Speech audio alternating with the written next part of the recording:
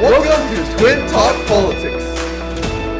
All right, welcome everyone to another episode of TwinTalk Politics. And today we are so honored to be joined by Minister Beech, who is a member of Parliament for Burnaby North-Seymour, but also the Minister of Citizen Services. And a very special interview for the both of us, because one of the inspirations behind us starting this podcast you're listening to was after we listened to Minister Beech talk about the importance of youth voices in politics. Really? So we're really excited to talk to him today. By the way, you can stop calling me Minister Beech. Terry is fine. Titles come and go real quick in my business. And I tell everybody in Ottawa and in my community, you don't need to call me Minister Beech. Terry is great. Okay, cool. So how are you today, Terry? I'm doing great. I'm very excited to be here.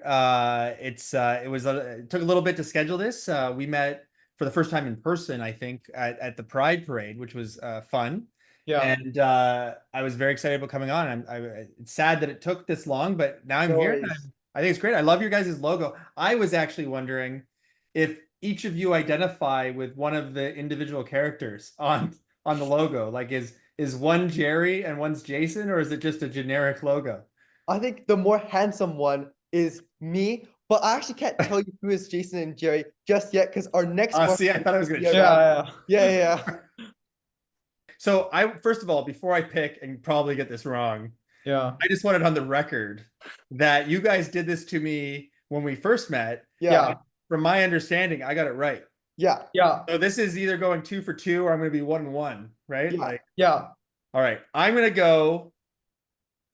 I think so. I mean, I can't really say left or right because you guys don't know what I'm looking at. So I guess like yellow background or blue background. Yeah, background. So I think pretty confident blue is Jerry. Oh, wow. Pretty confident. Is that right? Yeah, that's right. Yeah, and I already know that Jerry's the youngest one. So wow. I get both of them. Yeah, I don't know how much younger are you? Wow. 3 minutes, I think. Yeah, he's younger by 3 minutes. 2 for 2. Yeah, wow, that's actually very impressive. Is that over, or do I have to do that every time I see you guys? We'll see. I think I could do it again anyways. You guys, I don't know if it's a twin thing, but like there's some differences there. With that out of the way, we can just jump straight into the interview. So for the first question, Jerry and I know how amazing of a person you are and all the things you've really done for Canada. For those who sort of don't know who you are, we are wondering maybe if you could please introduce yourself, and maybe if you're up for it, some of your passions that you love to do outside of politics. Sure. Yeah. So Terry Beech, I'm the member of Parliament for Burnaby North-Seymour, which is a riding in British Columbia. I don't know how big your audience is. Am I speaking to Canada here or mostly British Columbia? But that's the north part of Burnaby and the eastern part of North Vancouver, exclusively within the district of North Vancouver. Ridings are changing right now, though. So when I run in the next election, I'll have a slightly less of a population in Burnaby because I'll be losing the Lougheed Cameron area and moving further west in North Vancouver into Lynn Valley. Still all within the district of North Vancouver, but now I go right to the border in some cases. A little bit about me. Well, I'm 43. I was first elected 25 years ago as a city councillor on Vancouver Island. I have a twin brother, as you already pointed out, but I also have a little sister who is a nurse, still lives in Nanaimo. My brother was my business partner before I got into politics. So I was a bit of an entrepreneur, and I spent some time in tech and some time in finance. In terms of like fun things, I used to play a lot of floor hockey before I got elected, and actually like a year, I started knocking on doors like a year before the election. So I started in like 2013, and my campaign team was worried that I was gonna like twist an ankle or something, and so I stopped playing for a little bit and switched to basketball, and I just kept doing that. So I really want to get back into floor hockey. So floor hockey is a thing. I outside of election years, I play fantasy football. Wow. My one vice. So I am playing this year, so I'm hoping there's not going to be an election before the Super Bowl. Yeah. But the nice thing about that is it's only 17 decisions. Like these guys that play fantasy baseball, I have no idea. 2-3 games a day sometimes. 100 and some odd games. I just can't even understand it. I'm married. My wife is the most amazing woman I ever met, Ravi. I think you guys both met her, had an opportunity Yeah. to meet her. I have two small children, both daughters, space themed daughters. So big space nerd, big nerd generally. Um, Nova is my oldest, and she just started kindergarten. She's 5, and Solar is my youngest, and she's 3. And yeah, I don't know. I'm willing to talk about anything you guys want to talk. So if there's more details in there that you want to know, happy to. My whole life is an open book. So whatever you want to know about me. Yeah, that sounds great. I think we'll be touching a little bit more about TwinBro and your amazing career as a politician, even before a federal election when you got voted in as city council. I think we'll be talking about that a little bit further right? on into interview. But the next question we want to ask you comes in 2 parts. So firstly, in your opinion, what do you think are the biggest problems concerning youth in Canada as a whole? And then on a more micro scale, what do you think are the biggest problems for you in your own constituency? So youth for the country as a whole, and then Yeah. youth in Burnaby North-Seymour. Mhm. Well, that's a good question. Okay, as the country as a whole, I would say that, I mean, this isn't unique necessarily to young people, but Yeah. certainly affordability is a big Mhm. issue for young people. And I remember when I used to teach entrepreneurship up at Simon Fraser University, and so I had thousands of students at one point before I was elected. And even from the point that I graduated from university to the point that I started knocking on doors, it was just so obvious like how much more difficult it was for young people, because all of like if you think about the Maslow hierarchy of needs, like shelter, security, of person, before like you get up to like enlightenment eventually. But whether it be tuition, whether it be housing costs, whether it be food costs, like all the basic things were all the things that were getting more expensive very quickly. And I remember going to a policy conference, and there was a guest speaker from the Fraser Institute. And that's neither here nor there, but he got up and talked about how things are getting so much better because the price of everything is coming down. You can get a 50-inch flat screen TV for cheaper than you ever did. A pair of jeans is cheaper than it ever used to be. Da, da, da, da. The only exceptions are housing, healthcare, education, and he just listed off like all the main things that people need to even get started. And the problem that you have as a young person is that if you lose the ability to have that security at an early age, you lose to some extent your ability to take risks, right? So people find themselves kind of pigeonholed into career paths that aren't necessarily the thing that they're most passionate about, the thing that they're most excited about. And that could be a major problem because, you know, we're a country that's trying to increase productivity.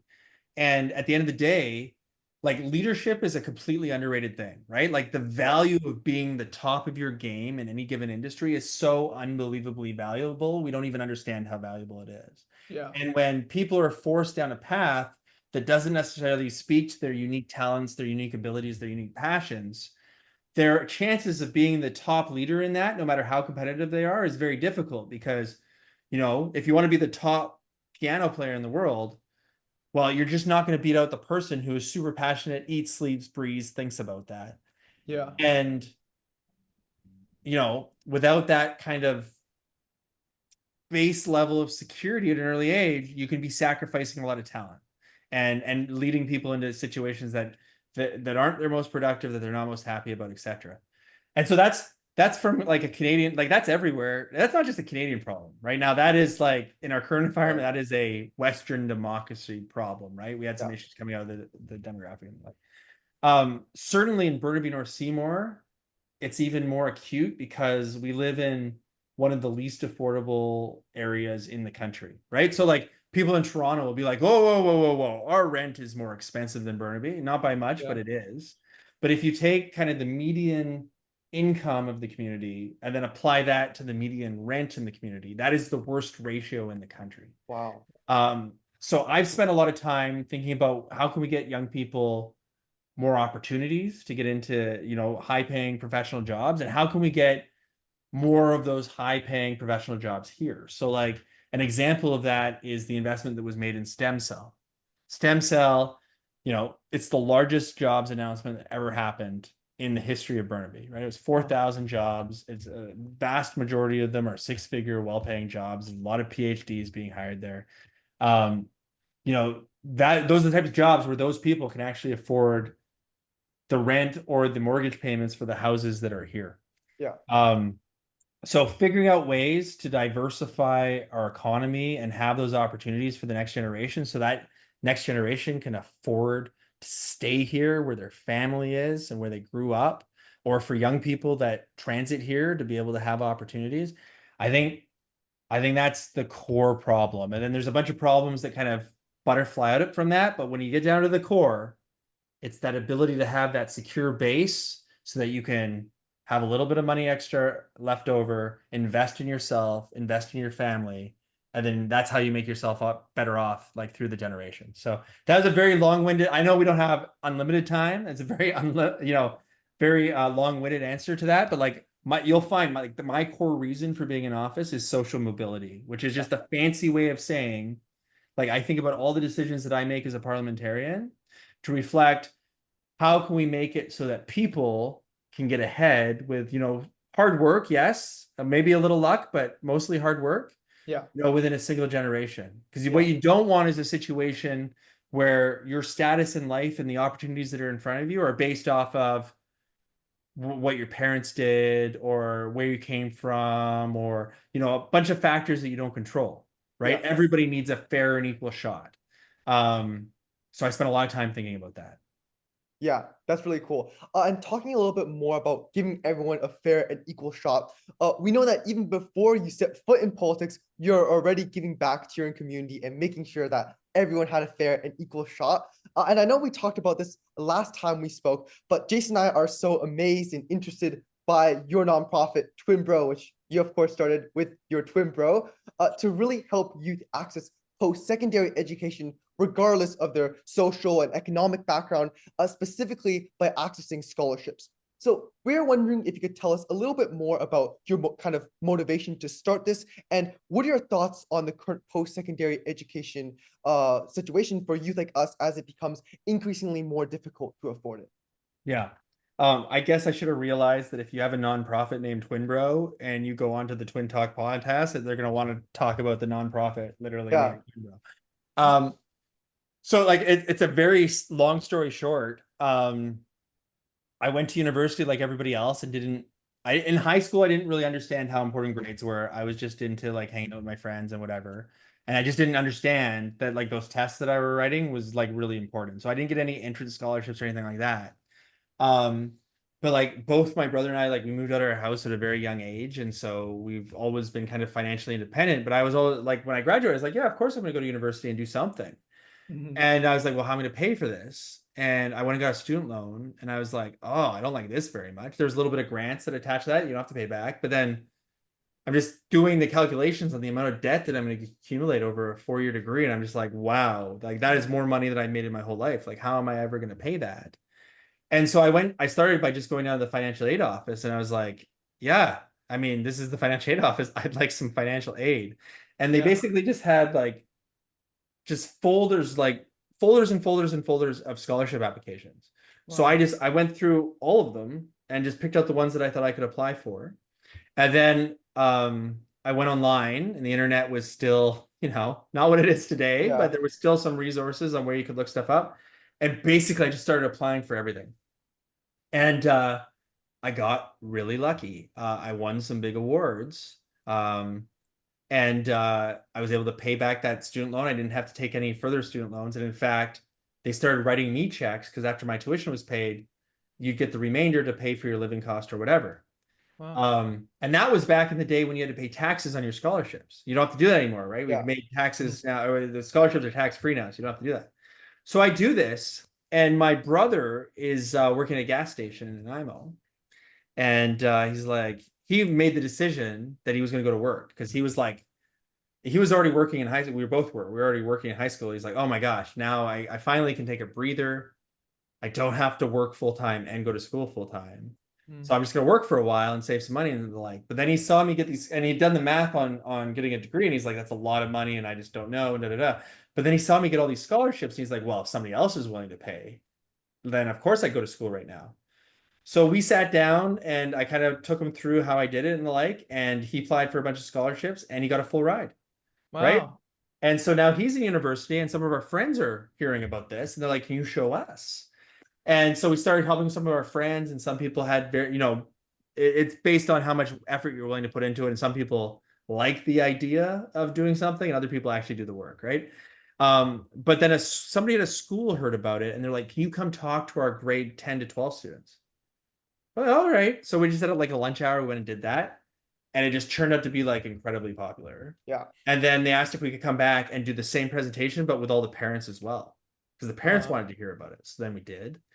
And then other schools kind of heard about it and they asked if we go to their school. And the school district heard about it and they were like, can you do all the schools? And then other school districts heard about it and they're like, can you come to our school district? And we're like, well, we're just a couple of like kids. We can't afford to be like crisscrossing all over the country and like just giving these seminars. So they're like, okay, well, we'll pay for you to come and speak to our kids. And like, okay, well, all right. So then we started doing some of that.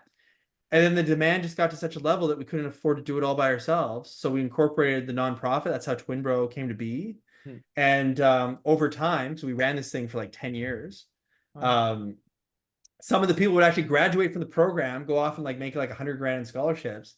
And they'd be so happy, it would make such a difference in their life. They would actually come back and they would teach the program themselves. And so that in that way, we were able to kind of like scale up a bit. Yeah. And yeah, it was just so incredibly rewarding, because especially like those families that, I mean, it's a weird thing to think about, but like, if you're a doctor, there's such a high percentage chance that your parents are doctors, because that's just, for a lot of people, being a doctor is just such an unachievable thing, an unattainable thing.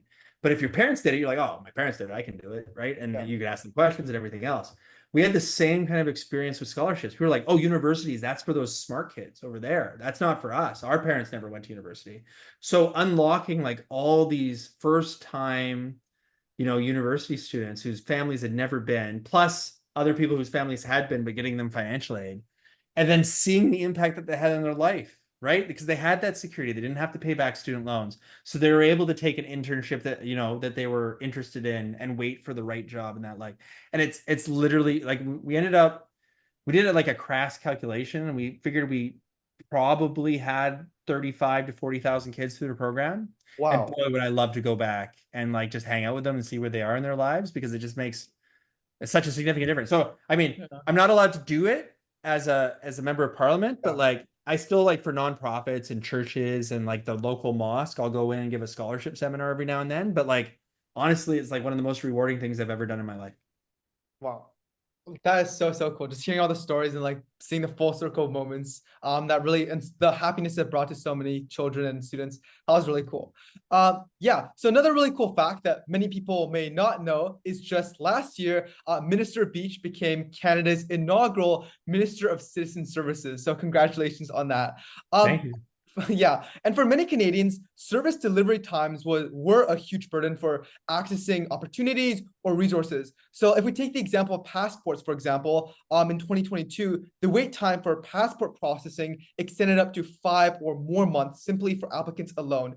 And we know that in your position, you've launched so many initiatives to really make the lives of Canadians easier, resolve so many issues, whether that be like launching programs such as like the online passport application, status checker, eSIN for clients, and obviously the very wonderful. You guys do some research before you do these things, eh? Yeah. And probably one of the most well-known ones is the amazing Canadian dental care program, which makes dental care such a key part of so many people's lives, much more affordable, especially for more marginalized and more vulnerable Canadians in Canada right now. So our question for you is, we were just wondering maybe if you could elaborate a little bit more on what kinds of work you conduct in your position and your thoughts on the future of delivering services and goods to Canadians. Oh, that's a loaded question. I'm going to try not to take the next sorry hour answering this question. So in very quick form, setting up a new ministry is a whole like lesson in itself. I was very lucky because my first position in Parliament, I was parliamentary secretary to the Minister of Science, and there wasn't a Ministry of Science before. So I kind of got to see her build her thing. And then here I am 8 years later building this. So a lot of it is about prioritization. So my main priority is dental, digital, customer service, and there's kind of tiered boxes that go into that. Dental, I think you touched on quite well. I'm specifically responsible for the enrollment. So all the seniors that signed up, now individuals with disabilities and children under the age of 18, that's all running through a Service Canada system. And it's going quite well. We focused a lot on making sure it was very simple. We user test everything, and that's kept wait times that in other areas can be quite long to like less than 10, 15 seconds in most cases, and in almost all cases actually. Digital is really interesting in it, and it relates to passports as well, which you mentioned. So in the history of the government, we've been kind of a project-based organization, which means like we identify a need, we come to Ottawa, we build this new thing, and then we just kind of run it the way that it is. So in citizen services, I'm responsible for all the benefits delivery. So dental is just the new one, and now I'm working on the disability benefit. Those are just two new ones. We don't have that many new benefits that roll out to that scale. In fact, we've never had anything as big as the dental plan, 9 million people. But OAS, GIS, CPP, and EI, also, I'm responsible for all that delivery. And those are running off of the original systems. And some of those systems are over 60 years old.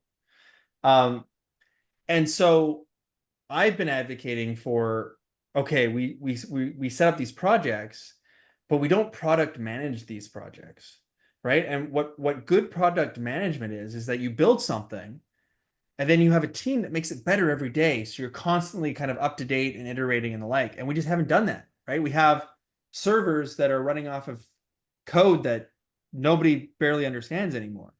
So the benefit delivery modernization program is it's not just the largest like government technological program in the country. It's the largest technological program ever attempted in the country, government, private sector, or otherwise. And it's going well. OAS, we already have 600,000 Canadians that are on the new system, and they don't even know, which is great. That's exactly what I want, right? Switch to the new system. They don't know. It's working fine. Great. But what it opens us up for is a whole bunch of service improvements. So like, I think that like my unofficial job, that it is with the technology that we have today, it is unnecessary in like 99% of cases that people should have to wait in line or sit on hold on the phone.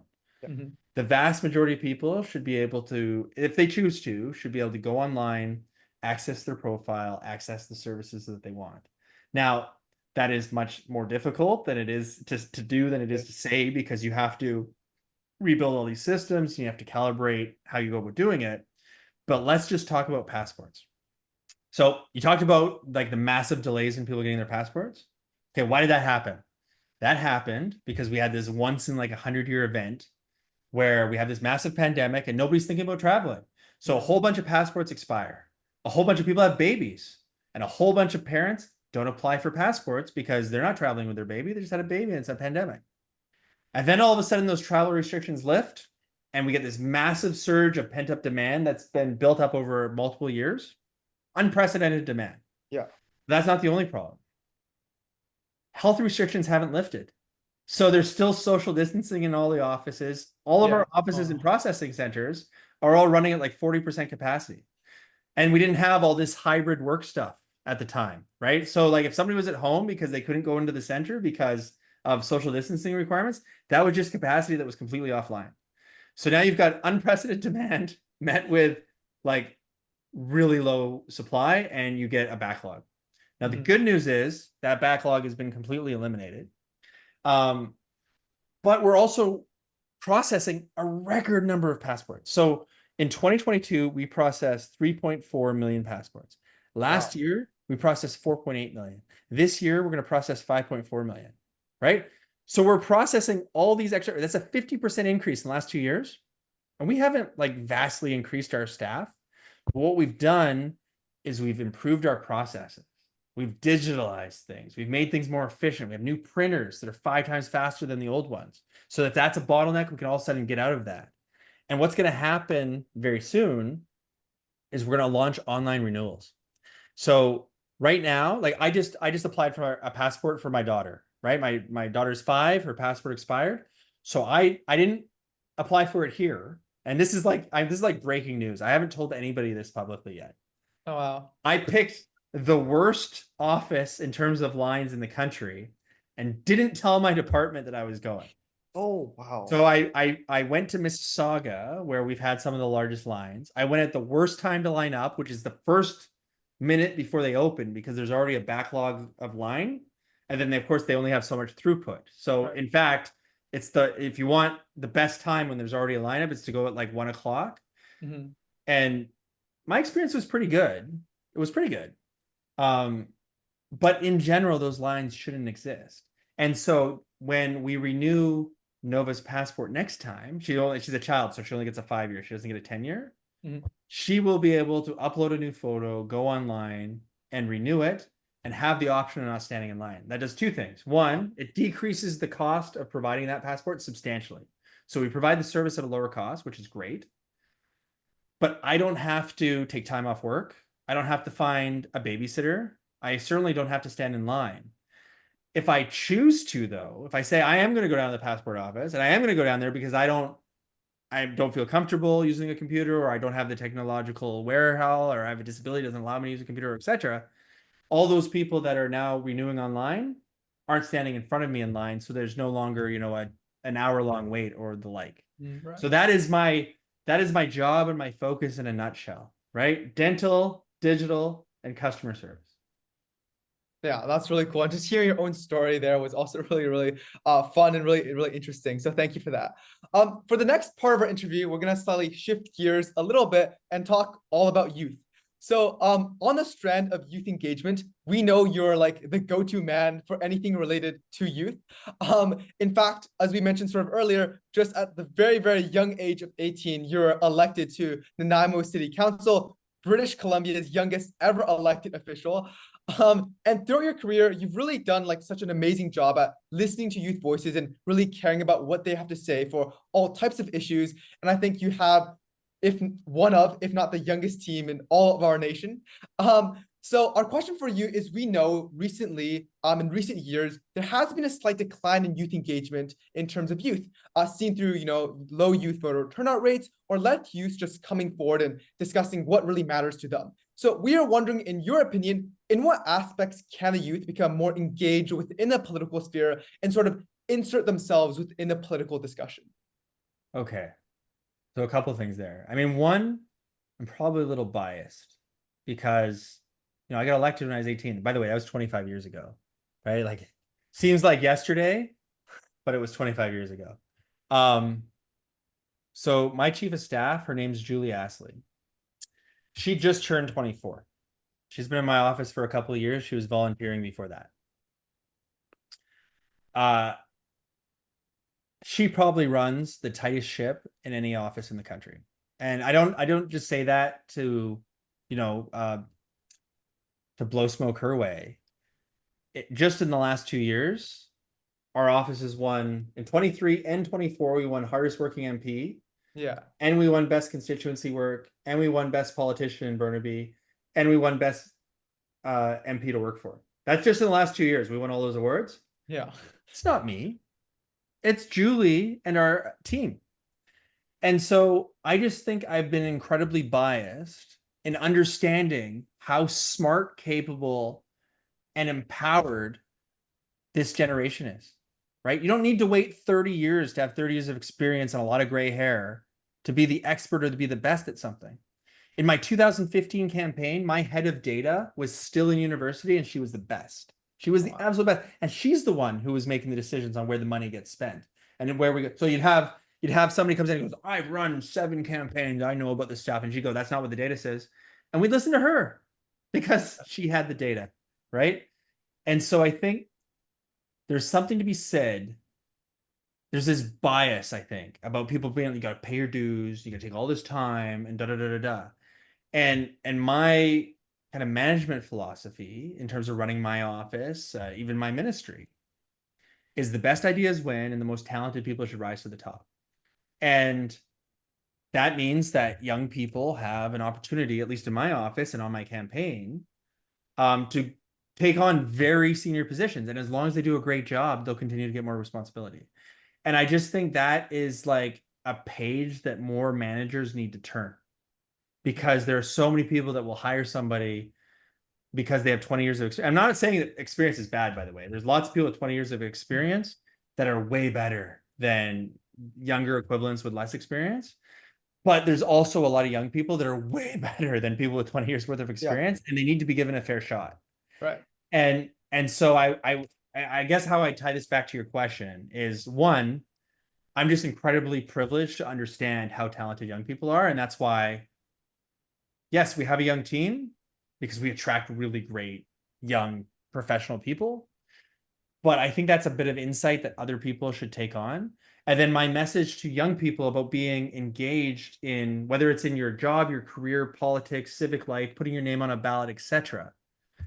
Don't let anybody like me, 43-year-old man starting to get pretty thick gray hair, stop you from doing what you want to do. There's a lot of people that say you can't do this, you can't do that, etc., etc., etc. And that's just not the reality of the world that we're living in today. A lot of people told me that I couldn't get elected at 18. A lot of people told me that I couldn't get elected in 2015 in a riding that hadn't been held by a Liberal for 60 years. A lot of people told me that I would never become a cabinet minister, right? So those people are always out there. You're young. You've got your whole life in front of you. And you're at a point in your life, especially young people, where everybody wants to help you and everybody wants to see you succeed. So if you have a very clear understanding of what you're trying to do, put that out to anybody that will meet with you, talk to you, etc. And you'll be surprised at just how generous the people around you are.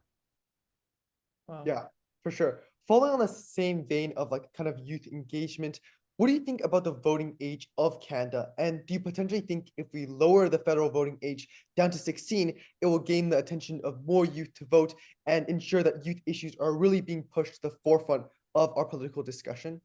So I assume so right now the voting age is 18. Yeah. Right. If you lower it to 16, does that also mean that you'd be able to run at 16? I would assume so, yeah. Yeah. Okay. Well, I mean, your policy. So asking, you guys can say whatever you want. So your question specifically is, would that increase engagement? Mhm. And what would be the benefits of it? Yeah. Or do you think that we should implement this policy? Oh, that's a good question. It's been raised a number of times, and well, first let me ask you this. Are you guys aware of any country that has the 16 years old as the voting age? Yeah, I think Scotland does. Scotland does it? And since they changed it, has there been any research on whether they have better like economic, social, political outcomes as a result? I think just generally more youth are voting and being more engaged. Yeah. Okay. So, I mean, I could be easily convinced, but I think we should look at the data. So if a country has done that, step one is let's get the data and let's see how that's actually affected. And like, you might not even see the full effects for 25 years. But here's one thing I will say. Getting young people engaged early has a dramatic impact on the rest of their life. And like, I'm an example of that, right? Like, Yeah. I didn't even know what a city councilor was, right? And I stumbled into this so backwardsly. And then I end up running for city council. I end up really enjoying the job. I'd like to think that I made a pretty positive contribution during my time there. But that whole butterfly effect, like I'm not sitting in this podcast. I'm not a minister of a government today if I didn't have that experience, but I kind of lucked into it. Right. So, I was like a young kid. I'd never been on a plane before, and I was involved in like debate. And if I won this particular debate tournament in Victoria, they would fly me to Ottawa for like the national event. And I was like, oh my God, I have to win this event because my opportunity to get on a plane, right? I was like a kid that never, ever had been on a plane. And I thought it was such a magical, amazing thing, right? 17-year-old kid, never been on a plane. And then there was this 18-year-old mayor that was elected in the state of New York. And he was on David Letterman one night, and I happened to be watching it. And I was like, I'm about to turn 18. And I started using the city council agendas in Nanaimo as like for my debate team as like training materials. Yeah. Oh, wow. And that's just kind of how I stumbled into it. And then I got this idea that maybe I'll run. And then my law teacher, English teacher, Mr. Hornet, was like, this is a great idea. And he had somebody like his next door neighbor was always backyard burning, and it like drove him crazy. And he's like, yeah, if you get elected, then you can stop backyard burning. And then one of the mayor candidates, Gary Corpin, was also running on banning backyard burning. And I was like, oh, well, that's interesting. And so this thing kind of steamrolled. And then like once you're involved and you see what a difference it makes, not just a difference that you can make as an elected representative, but the difference it makes in your everyday life, like those people really matter. So getting that experience and getting that into young people early could have like, there's just not enough people putting their names on ballots. There's not enough people engaging in politics. And like, this literally affects every aspect of our life. So from that perspective, I could be very easily convinced that lowering the voting age to 16 is a good idea. But I wouldn't say it's the best idea until I see data that backs it up. So I'd be really interested in seeing what happened in Scotland and the like. And, maybe it's one of those situations where like you test it for like a couple of elections and then you do some polling data based off of it. But I'm very open to the idea. Cool. That was really, really interesting. And now for our final and last question, we know that door knocking is super, super important to you. And if I remember correctly, when you were running for city councilor, when you were 17, you were door knocking with your debate team. Right. And now you're renowned across the country for being such an avid door knocker. You've won so many awards, as you've talked about previously. We know you have had so many fun experiences while door knocking, but what would you say is your most memorable moment? Memorable. So like, just to give you an idea, like we do a full pass the riding every year. Now I don't do all of those doors myself. I have a team, right? I'm not saying that I do every single door every single year. Yeah. But I've definitely been to every door, like over Yeah. the period of time, especially elections and the like, you'll really ramp up. So there's a couple that jump to mind, if you don't mind me doing more than one. Yeah, no worries.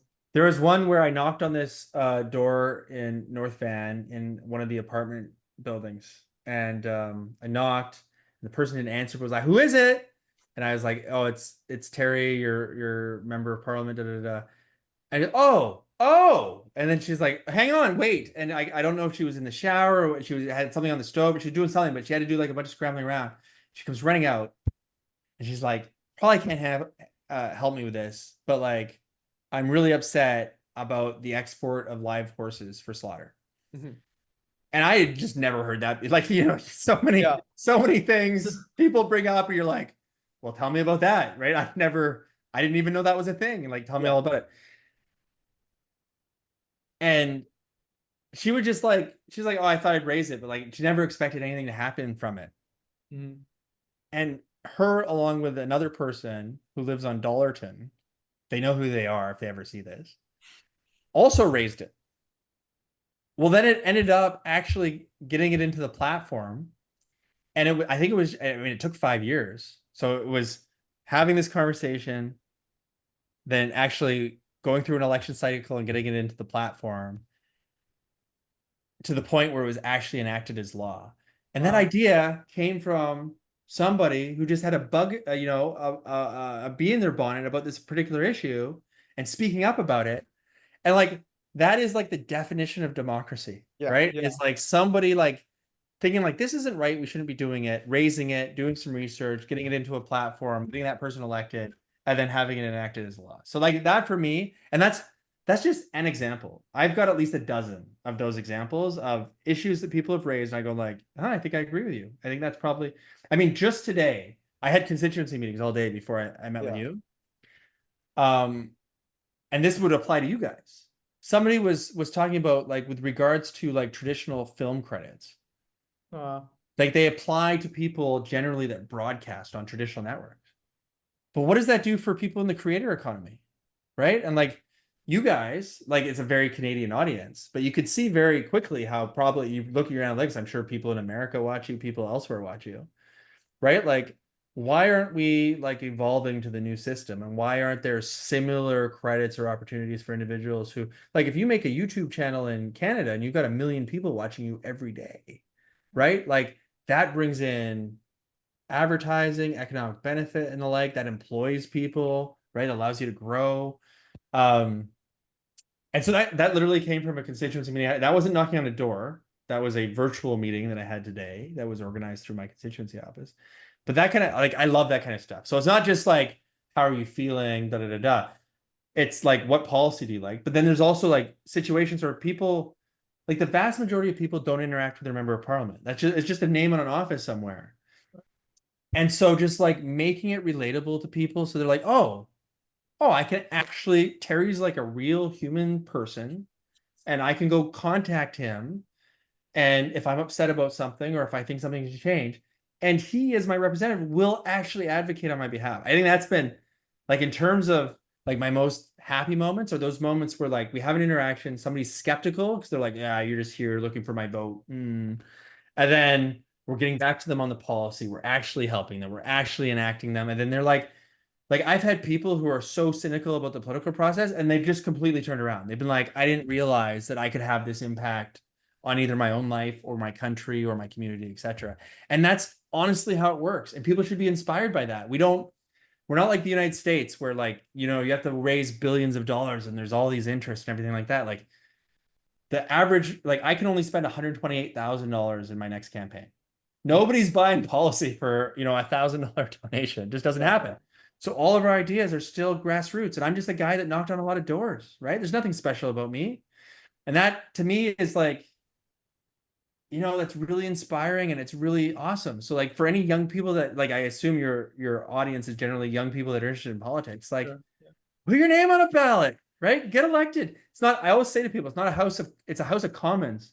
It's not a house of old people, which means we need people from every walk of life, of every age, doctors and lawyers and people that were unemployed and teachers and young people and old people and people that went through, cancer therapy. And, we need all those life experiences to be part of the 338 people that are sitting in that house, soon to be 343 people, so that we can come together and share our ideas and map the best course for the future of the country. And like, what a privilege to be able to do that job. And if there's anybody here that's thinking about putting your name on a ballot, man, there's a lot of reasons not to do it. But what I tell everybody is the best part about my job is I get to help people every day and I get to personally learn something new every day. How many people get to say that? That's just incredible. So like, get involved with politics. It's worth it. Yeah. That was really cool to see the power of sharing your voice and not expecting it to go anywhere. And then the next couple of years later, you see it turning to policy. That was really cool. Yeah. All right. I think that concludes our interview today. Sorry for holding you so long. Again, Jerry and I would like to extend such a big thank you to not only Minister Beech, but also his phenomenal team for this amazing opportunity. Yeah. And you are Jason. I was worried that at some point you were going to use the wrong name. Yeah. And you were going to switch it and you were going to say, aha, we caught you. But no, you're Jason. Yeah, I know. Yeah, maybe we'll try that for the next interview. Oh yeah, that's a pretty good idea, actually. Yeah, but we really want to thank you from the bottom of our hearts for taking the time out of your very, very busy schedule to meet with us today. We truly, truly appreciate it. I know through the course of this conversation, Jerry and I have really learned so much and really feel inspired in a lot of different ways, more than you can imagine. So thank you so much for that. And I guess for the viewers at home, if you guys wish to see more interviews like this, please tune in to future episodes. Thank you, everyone, and we'll see you guys next time.